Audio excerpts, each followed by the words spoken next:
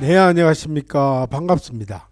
잃어버린 대륙 5천년사 제6부 고두막한. 그는 잊혀진 진짜 동맹왕입니다. 고두막한은 누구인가?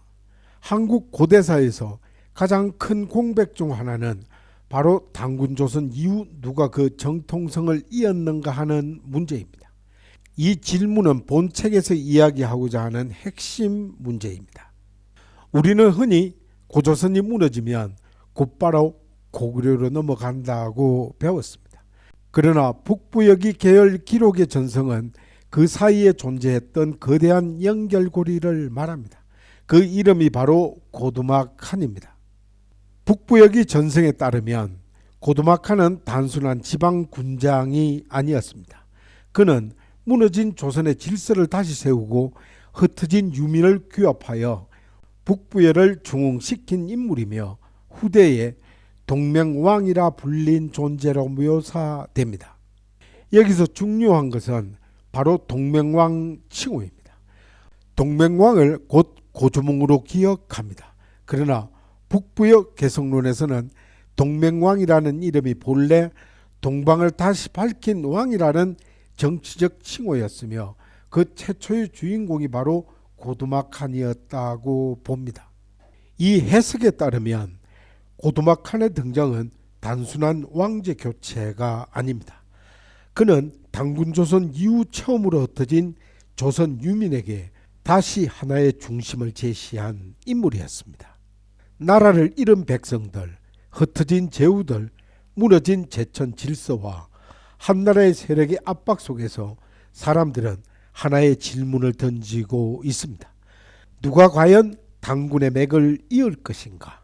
이 고두막한은 바로 그 질문에 대한 역사적 응답으로 등장합니다. 이는 고열과 단군 직계 후손설에 대해 환단국이 계열 일부 해석에서는 고두막한을 단군조선 최후기 왕통과 연결합니다. 그는 특히 제47대 고열과 단군 이후 끊어진 왕통을 북부여가 계승했다는 관점에서 고두막한을 단군 직계 후예로 이해합니다. 이 해석이 중요한 이유는 단순히 혈통 문제가 아니기 때문입니다. 고대 세계에서 혈통은 정치였습니다. 왕이 누구의 아들인가, 또한 어떤 가문인가, 누구의 후예인가 하는 문제는 오늘날의 가족관계가 아니라 바로 국가 정통성 자체였습니다. 따라서 이 고열과 단군 이후 왕통이 완전히 사라졌다면 단군 조선은 역사적으로 종결되는 것입니다. 그러나 그 왕통이 북부여로 이어졌다면 이야기는 달라집니다. 따라서 단군 조선과 북부여, 신라, 고구려, 백제라는 거대한 계보가 살아납니다. 따라서 이 고두막한 직계 후손설의 핵심 의미는 여기에 있습니다. 그는 단순한 혁명가가 아닙니다. 그는 무너진 조선의 왕통 복원자이자 단군 조선의 제천 질서를 북부여라는 새 국가에 다시 세운 존재가 됩니다. 특히 제야 사학계열에서는 백성들이 고두막한 아래 결집한 이유도 단순한 군사력 때문이 아니라 그가 바로 천손의 적통으로 인식되었기 때문이라고 해석합니다. 따라서 칼은 사람을 모을 수 있습니다. 그러나 무너진 나라 전체를 다시 세우는 힘은 바로 정통성에서 나옵니다. 바로 그 고두막한은 그 정통성의 이름이었던 것입니다.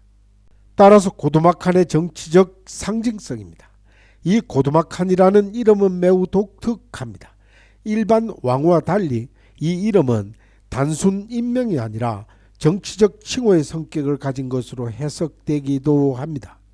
고는 훗날 고구려 왕통으로 이어지는 상징성 성씨이며 두막은 일부 해석에서 크게 세우다 또는 다시 일으키다라는 의미와 연결되기도 하고, 한은 즉 칸은 북방세계에서 군주 또는 대왕을 의미하는 칭호와 유사하게 해석되기도 합니다. 물론 이러한 어원 해석은 학계 합의가 있는 정설은 아닙니다. 그러나 북부여 개성론에서는 고두막한을 단순한 개인명이 아니라 시대적 사명을 담은 이름으로 읽습니다. 이는 무너진 조선을 다시 세우는 왕, 흩어진 백성을 다시 모으는 왕이며 잃어버린 하늘의 질서를 회복하는 왕이며 그가 바로 고두막한이라는 것입니다. 더 흥미로운 점은 훗날 고구려 왕실 역시 고씨 왕통으로 이어진다는 점입니다. 이를 제하사학 일부에서는 이것을 우연이 아니라 바로 북부의 왕통의 흔적으로 해석합니다. 즉 고두막한과 고무서, 고구려 왕통이라는 연속성입니다. 이 관점에서 고는 단순한 성씨가 아니라 정통성의 표지가 되는 것입니다. 따라서 의병봉기와 민중결집입니다. 고두막한의 서사 핵심은 전쟁이 아닙니다. 바로 백성입니다. 북부여기 계열 전성에서는 한나라 압력이 거세지던 시기 조선 유민들이 흩어져 떠돌고 있었다고 묘사하고 있습니다. 마을은 무너지고 제후들은 갈라졌으며 옛 조선의 질서는 사라졌습니다. 그리고 백성들은 더 이상 누구를 왕으로 불러야 하는지 알 수 없었던 시기였습니다. 바로 그때 고두막한이 등장합니다. 그가 경문을 띄우자 대륙의 여러 세력과 조선 유민이 모였다는 전성은 단순한 군사 동원이 아닙니다. 그것은 바로 정통성에 대한 백성들의 응답이었던 것입니다. 이를 제하사학 서술에서는 이 장면을 자주 이렇게 해석합니다. 백성들은 군사를 찾는 것이 아니라 바로 당군의 후예를 찾았다고. 이 해석이 맞다면 고두막한의 군대는 단순한 반란군이 아닙니다. 그것은 나라를 잃은 사람들이 만든 조선 부흥군이었던 것입니다. 농민도 모였고 유민들도 모였으며 옛 제후 세력도 모였던 것입니다. 따라서 무기는 부족했지만 기억은 남아 있었던 것입니다. 또한 나라는 사라졌지만 당군의 이름은 살아 있었습니다. 그리고 그 이름이 사람들을 다시 모은 것입니다. 이 장면은 훗날 고구려 백제 건국 이전 북부여가 이미 재건 국가였음을 보여주는 상징적 순간으로 해석됩니다. 이는 당군 혈통과 구국 영웅의 결합이었던 것입니다. 따라서 역사에는 강한 장수는 많았습니다. 그러나 나라를 다시 세운 사람은 드뭅니다. 따라서 이 고두막한이 특별한 이유는 그가 단순한 전쟁 영웅이 아니기 때문입니다. 그는 두 가지를 동시에 가진 인물로 전성됩니다. 첫째는 당군 혈통이며 둘째는 구국 공적입니다. 따라서 혈통만 있으면 무능한 왕족이 될 수 있습니다. 또한 공적만 있으면 단순한 장수가 될 수 있습니다. 그러나 고두막한은 두 요소가 결합된 존재로 묘사됩니다. 그는 하늘의 정통성을 이어받았고 동시에 무너진 나라를 다시 세웠습니다. 그래서 백성들은 그를 단순한 왕이 아니라 동명왕이라고 불렀다고 기록했습니다. 이는 동쪽을 다시 밝힌 왕, 그러니까 이 칭호는 단순한 호칭이 아닙니다. 그것은 바로 당군 조선 이후 암흑기의 종말 선언이었습니다. 이는 당군 조선 붕괴 이후 이어진 혼란에 한나라의 압력과 백성들의 유랑과 왕통의 공백을 이은 그 어둠 속에서 다시 불을 밝힌 존재로 그가 바로 고두막한이었다는 것입니다. 그리고 그의 뒤를 이은 고무서, 그 딸 소선호, 사위 고주몽, 후손 비류와 온조입니다. 그리고 파소공주와 박혁거세의 전성으로 연결이 되면 신라 고구려 백제는 더 이상 서로 남남의 나라가 아니게 됩니다. 그들은 바로 북부의 고두막한 가문에서 갈라져 나온 하나의 거대한 역사 계보가 됩니다. 고두막한은 북부의 개성론에서 단순한 지방 영웅이 아닙니다. 그는 당군 조선의 정통성을 이어받고 무너진 조선 유민을 결집시켰으며 북부여를 중흥시킨 구국의 왕이었습니다. 따라서 고열과 당군 후손설은 그를 그 정통성의 상징으로 만들고 동맹왕 칭호는 그를 암흑기를 끝낸 왕으로 만들었던 것입니다. 따라서 그의 등장은 한 사람의 성공이 아니었습니다.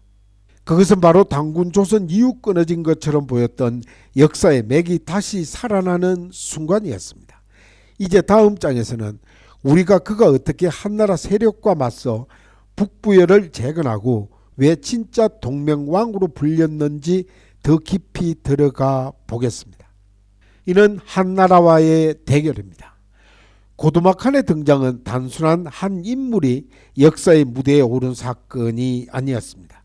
그것은 당군조선 붕괴 이후 흩어진 만주 대륙의 조선 유민들이 다시 하나의 깃발 아래 모이기 시작한 사건이었습니다.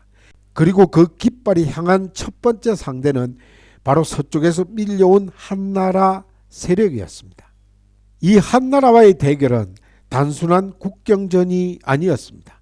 그것은 누가 만주 대륙의 주도권을 가질 것인가, 또한 당군조선 이후 동방세계의 정통성은 누구에게 있는가이며, 또한 조선 유민은 한나라 질서 안으로 흡수될 것인가, 아니면 다시 독자적 국가 질서를 세울 것인가를 가르는 문명사적 충돌이었던 것입니다. 고두막한이 일으킨 전쟁은 단순한 반란이 아니었습니다. 그것은 바로 무너진 나라를 다시 세우려는 재건 전쟁이었습니다. 일반적인 반란은 기존 권력에 대한 저항에 끝납니다. 그러나 고두막한의 싸움은 그보다 더 깊은 의미를 갖습니다.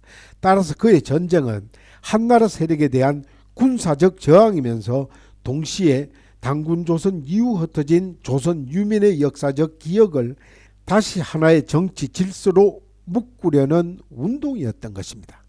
따라서 이 당군조선이 무너진 뒤 대륙에는 수많은 세력이 흩어져 있었습니다. 어떤 세력은 옛 조선의 제후였고, 또한 어떤 세력은 북방의 부족 공동체였으며, 또한 어떤 세력은 전쟁과 혼란 속에서 떠돌던 유민 집단이었던 것입니다. 따라서 이들 모두 같은 기억을 공유하고 있었지만 하나의 국가로 묶일 중심을 잃고 있었던 것입니다.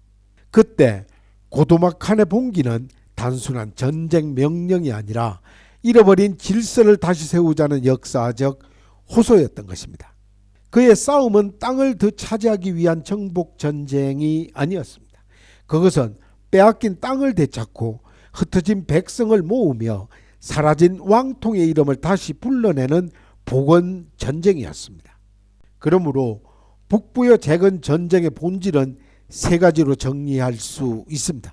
그 첫째는 한나라 세력의 침투에 맞선 방어 전쟁이었습니다. 그리고 둘째는 조선 유민을 다시 모은 민족적 결집 전쟁이었습니다. 또한 셋째는 당군 조선의 정통성을 북부여로 잇는 왕통 회복 전쟁이었습니다. 이 세 가지 성격이 결합이 되었기 때문에 고두막한의 전쟁은 단순한 지방 부장 세력의 봉기가 아니라 만주 대륙의 주도권을 다시 세우는 역사적 대결이 되었던 것입니다. 따라서 이 고두막한 군대의 구성을 보면 고두막한의 군대는 처음부터 완성된 정규군이 아니었을 것입니다. 그것은 왕조가 무너진 뒤 흩어진 사람들, 또한 외부 압박 속에서 삶의 터전을 빼앗긴 사람들과 옛 당군 조선의 기억을 붙들고 있는 사람들이 모여 이루어진 군대였던 것입니다. 따라서 그 안에 다양한 사람들이 있었습니다. 먼저 조선 유민들이 있었고, 이들은 전쟁과 혼란 속에서 고향을 잃은 사람들이었습니다. 따라서 이들에게 고두막한의 깃발은 단순한 군기가 아니었던 것입니다. 그것은 바로 그들이 돌아갈 나라의 이름이었던 것입니다. 또한 그들은 자신의 집을 되찾기 위해, 또는 조상의 땅을 지키기 위해, 또는 아이들에게 다시 당군의 이름을 전하기 위해 무기를 들었던 것입니다. 또한 북방의 부족 전사들이 있었습니다. 북방 대륙의 여러 부족들은 오랜 세월 말과 활, 산악과 초원을 이용한 전투에 아주 익숙합니다. 따라서 이들은 한나라의 조직화된 군사력과는 다른 방식으로 싸웠습니다. 이런 빠르게 움직이며 지형을 이용하고 적의 보급로를 끊고 넓은 대륙의 공간을 전장으로 바꾸는 능력이 아주 탁월했던 것입니다. 그리고 옛 제후들의 무장들도 있었습니다. 당군조선 말기의 분열 속에서 각 지역의 제후들은 독자적인 병력과 기반을 가지고 있었습니다. 따라서 그들 중 일부는 한나라와 타협했을 수도 있지만 다른 일부는 고두막한을 중심으로 다시 결집했을 가능성이 큽니다. 따라서 이들이 합류를 하면서 고도막한의 군대는 단순한 유민군을 넘어 정치적 연합군의 성격을 갖게 되었을 것입니다. 따라서 이 고도막한 군대의 강점은 바로 이 다양성에 있었습니다. 한나라 군대는 강력한 중앙 집권 군대였지만 낯선 지형과 긴 보급선이라는 약점을 안고 있었습니다. 그런 반면에 고도막한의 군대는 숲과 벌판을 자신의 몸처럼 알고 있었습니다. 따라서 그들은 성 하나를 지키는 군대가 아니라 바로 넓은 공간 전체를 이용해 싸우는 군대였습니다. 따라서 그들에게 전쟁은 단순한 병법이 아니었습니다. 바로 생존이었던 것입니다. 패배하면 나라가 사라지는 것이 아니라 기억마저 사라질 수 있었던 것입니다. 그래서 그들은 이 싸움은 처절했고 그래서 강했던 것입니다. 따라서 고도막한이 위대한 이유는 전쟁을 잘했기 때문만은 아니었던 것입니다. 더 중요한 것은 그가 흩어진 세력을 하나로 묶었다는 점입니다. 이는 단군 조선이 무너진 뒤 만주 대륙의 가장 큰 문제는 외부 침략만이 아니었던 것입니다. 이는 내부의 분열이 더 깊은 문제였으며 따라서 유민은 유민대로 떠돌고 부족은 부족대로 살아남으려 했으며 또한 제후는 제후대로 자신들의 영토와 권력을 지키려 했던 것입니다. 따라서 같은 조선의 기억은 가졌지만 같은 방향을 바라보지는 못했던 것입니다. 이때 고도막한은 이 흩어진 힘을 하나의 깃발 아래 모았던 것입니다. 그가 유민에게 준 것은 귀한 희망이었으며 그가 부족들에게 준 것은 공동방어의 명분이었고 그가 제후들에게 준 것은 바로 정통성의 중심이었던 것입니다. 따라서 유민은 백성의 힘을 제공했으며 부족은 전투력을 제공했으며 제후는 지역 기반과 정치적 권위를 제공했던 것입니다. 따라서 이 세 힘이 결합이 되었을 때 비로소 북부여 재건의 실제 기반이 마련되었던 것입니다. 따라서 이 연합은 단순한 군사동맹이 아니었습니다. 그것은 바로 새로운 국가의 씨앗이었던 것입니다. 이런 전쟁 중에 함께 싸운 사람들은 전쟁이 끝난 뒤 함께 나라를 세웁니다. 또한 함께 피를 흘린 공동체는 함께 질서를 만듭니다. 따라서 이 고도막한의 연합군은 한나라 세력을 몰아내기 위한 임시 군대에서 출발했지만 시간이 흐르며 북부에는 새로운 정치체의 기초가 되었던 것입니다. 이는 특히 이 연합에서 중요한 것은 바로 고도막한의 개인의 혈통과 상징성이었습니다. 그가 단순한 무장이었다면 제후들은 그에게 복종하지 않았을 것입니다. 그리고 그가 단순한 제후였다면 유민 전체가 그를 구원자로 받아들이지 않았을 것입니다. 그러나 그는 단군의 정통성을 잇는 인물로 인식되었고 동시에 한나라에 맞설 군사적 능력을 보여주었던 것입니다. 따라서 그 정통성과 실력이 결합이 되었을 때 흩어진 세력은 움직이기 시작했습니다. 그렇게 고도막한은 북방 대륙에 다시 하나의 중심을 세웁니다.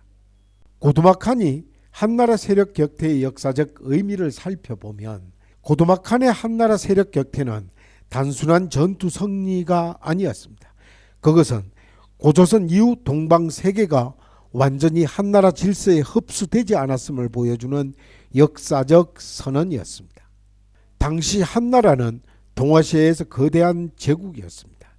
또한 중앙 집권적 행정체계와 철기군과 군연제와 조공 질서와 기록의 권위를 가진 강력한 국가였던 것입니다.